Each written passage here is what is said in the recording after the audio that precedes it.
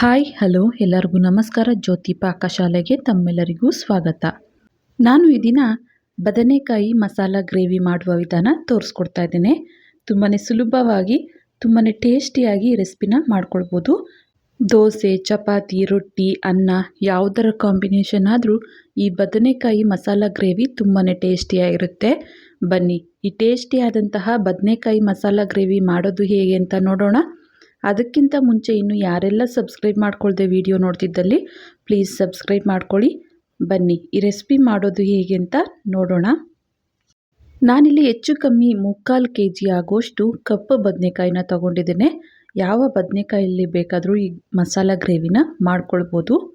ಈ ಬದನೆಕಾಯಿನ ನೋಡ್ಬೋದು, ಈ ರೀತಿಯಾಗಿ 4 ಭಾಗ ಕಟ್ ಮಾಡ್ಕೊಳ್ತಾ ಇದ್ದೇನೆ.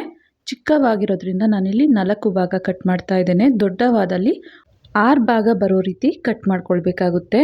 ಇವನ್ನ ಉಪ್ಪು ನೀರಲ್ಲಿ ನಾನಿಲ್ಲಿ ಸೇರಿಸ್ಕೊಳ್ತಾ ಇದ್ದೇನೆ. ನೋಡ್ಬೋದು, ಎಲ್ಲ ಬದನೆಕಾಯಿನ ಈ ರೀತಿ ಕಟ್ ಮಾಡ್ಕೊಂಡಿದ್ದಾಯಿತು. ಈಗ ಇದನ್ನು ಸೈಡಿಗೆ ಇಡ್ತೇನೆ. ನಂತರ ನಾನಿಲ್ಲಿ ಗ್ಯಾಸ್ ಮೇಲೆ ಕಡಾಯಿನ ಇಟ್ಟು ಗ್ಯಾಸ್ ಹಚ್ಕೊಳ್ತೇನೆ.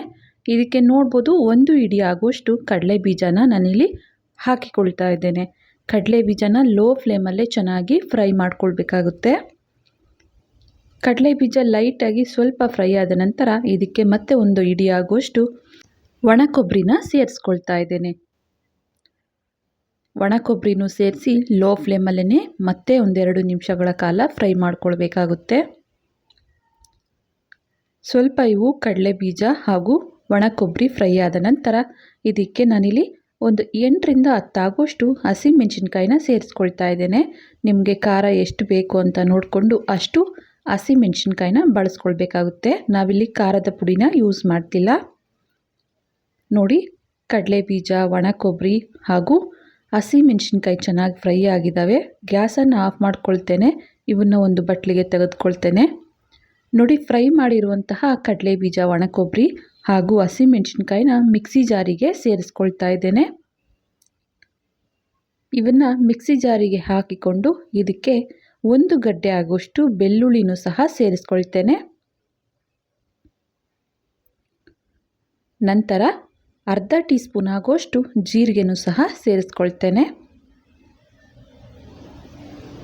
ಸ್ವಲ್ಪ ಇದಕ್ಕೆ ಕೊತ್ತಂಬರಿ ಸೊಪ್ಪನ್ನು ಸೇರಿಸಿ ಇದಕ್ಕೆ ಸ್ವಲ್ಪ ನೀರನ್ನು ಸೇರಿಸಿ ಆದಷ್ಟು ನುಣ್ಣಗೆ ಇದನ್ನು ರುಬ್ಕೊಳ್ಬೇಕಾಗುತ್ತೆ. ನೋಡ್ಬೋದು, ಮಸಾಲೆನ ಈ ರೀತಿ ಸ್ವಲ್ಪ ನುಣ್ಣಗೆ ರುಬ್ಕೊಳ್ಬೇಕಾಗುತ್ತೆ. ಮಸಾಲೆ ರೆಡಿ ಆಯಿತು.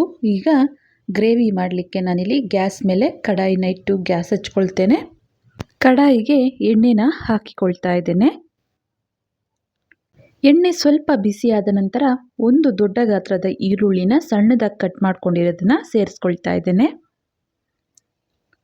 ಈರುಳ್ಳಿನ ಸೇರಿಸಿ ಎಣ್ಣೆಯಲ್ಲೇ ಸ್ವಲ್ಪ ಈರುಳ್ಳಿ ಕಲರ್ ಚೇಂಜ್ ಆಗೋವರೆಗೂ ಫ್ರೈ ಮಾಡ್ಕೊಳ್ಬೇಕಾಗುತ್ತೆ. ನೋಡ್ಬೋದು, ಈರುಳ್ಳಿ ಚೆನ್ನಾಗಿ ಫ್ರೈ ಆಗಿದ್ದಾವೆ. ಈಗ ಇದಕ್ಕೆ 1 ಟೊಮೆಟೊನ ಸಣ್ಣದಾಗಿ ಕಟ್ ಮಾಡ್ಕೊಂಡಿರೋದನ್ನು ಸೇರಿಸ್ಕೊಳ್ತಾ ಇದ್ದೇನೆ. ಈ ಟೊಮೆಟೊನು ಸೇರಿಸಿ ಈ ಟೊಮೆಟೊ ಸಾಫ್ಟ್ ಆಗೋವರೆಗೂ ಎಣ್ಣೆಯಲ್ಲೇ ಫ್ರೈ ಮಾಡ್ಕೊಳ್ಬೇಕಾಗುತ್ತೆ. ನೋಡ್ಬೋದು, ಈರುಳ್ಳಿ ಹಾಗೂ ಟೊಮೆಟೊ ಚೆನ್ನಾಗಿ ಬೆಂದಿದ್ದಾವೆ ಎಣ್ಣೆಯಲ್ಲೇ. ಈ ಟೈಮಲ್ಲಿ ನಾನು ಇದಕ್ಕೆ ಕಟ್ ಮಾಡಿರುವಂತಹ ಬದನೆಕಾಯಿನ ಸೇರಿಸ್ಕೊಳ್ತಾ ಇದ್ದೇನೆ. ಕಪ್ಪು ಬದನೆಕಾಯಿ ಬದಲಿಗೆ ನೀವು ಬಿಳಿ ಬದನೆಕಾಯಿನೂ ಸಹ ಬಳಸ್ಬೋದು.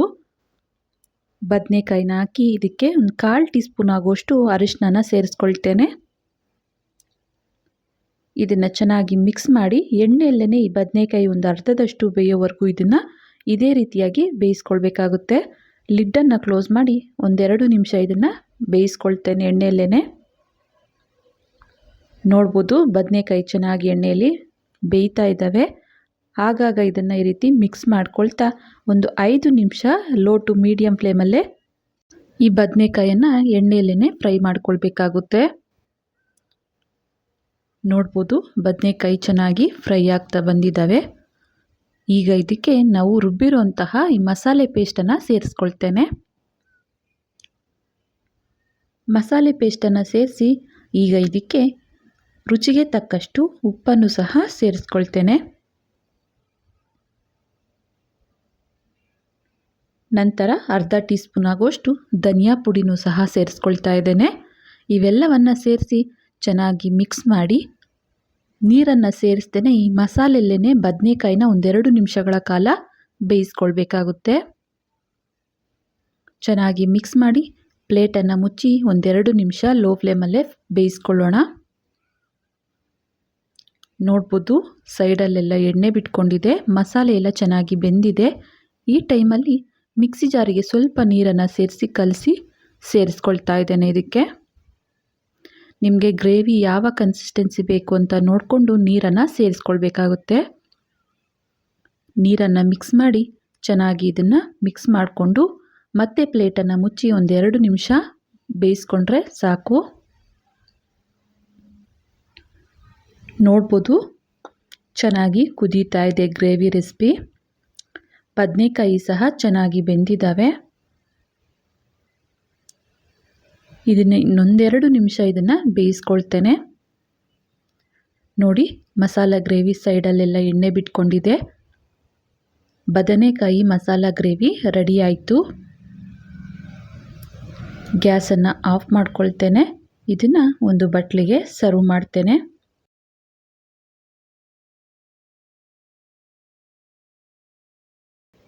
ನೋಡಿದ್ರಲ್ಲ, ತುಂಬಾ ಸಿಂಪಲ್ಲಾಗಿ ಟೇಸ್ಟಿಯಾದಂತಹ ಬದನೆಕಾಯಿ ಮಸಾಲ ಗ್ರೇವಿ ಮಾಡುವ ವಿಧಾನ. ಈ ರೀತಿ ಮಸಾಲ ಗ್ರೇವಿನ ಮಾಡಿಕೊಟ್ವಿ ಅಂದರೆ 2 ಚಪಾತಿ ತಿನ್ನೋರು 4 ಚಪಾತಿ ತಿಂತಾರೆ, ಅಷ್ಟು ರುಚಿಯಾಗಿರುತ್ತೆ. ಚಪಾತಿಗೆ ಅಂತಲ್ಲ, ರೊಟ್ಟಿ, ದೋಸೆ, ಅನ್ನ ಯಾವುದರ ಕಾಂಬಿನೇಷನ್ ಆದರೂ ಈ ಬದನೆಕಾಯಿ ಮಸಾಲ ಗ್ರೇವಿ ತುಂಬಾ ಟೇಸ್ಟಿಯಾಗಿರುತ್ತೆ. ಈ ರೆಸಿಪಿ ನಿಮಗೆ ಇಷ್ಟ ಆಯಿತು ಅಂದ್ಕೊಳ್ತೇನೆ. ಇಷ್ಟ ಆದಲ್ಲಿ ಈ ವಿಡಿಯೋಗೊಂದು ಲೈಕ್ ಮಾಡಿ. ಯಾರೆಲ್ಲ ಸಬ್ಸ್ಕ್ರೈಬ್ ಮಾಡ್ಕೊಳ್ದೆ ವಿಡಿಯೋ ನೋಡ್ತಿದ್ದಲ್ಲಿ ಪ್ಲೀಸ್ ಸಬ್ಸ್ಕ್ರೈಬ್ ಮಾಡ್ಕೊಳ್ಳಿ. ಈ ವಿಡಿಯೋ ಹೇಗೆ ಅನ್ನಿಸ್ತು ಅಂತ ಕಮೆಂಟ್ ಮಾಡಿ. ಹಾಗೆ ಈ ವಿಡಿಯೋ ಇಷ್ಟ ಆದಲ್ಲಿ ನಿಮ್ಮ ಫ್ರೆಂಡ್ಸ್ ಆ್ಯಂಡ್ ಫ್ಯಾಮಿಲಿ ಮೆಂಬರ್ಸ್ಗೆ ಈ ವಿಡಿಯೋನ ಶೇರ್ ಮಾಡಿ. ಧನ್ಯವಾದಗಳು.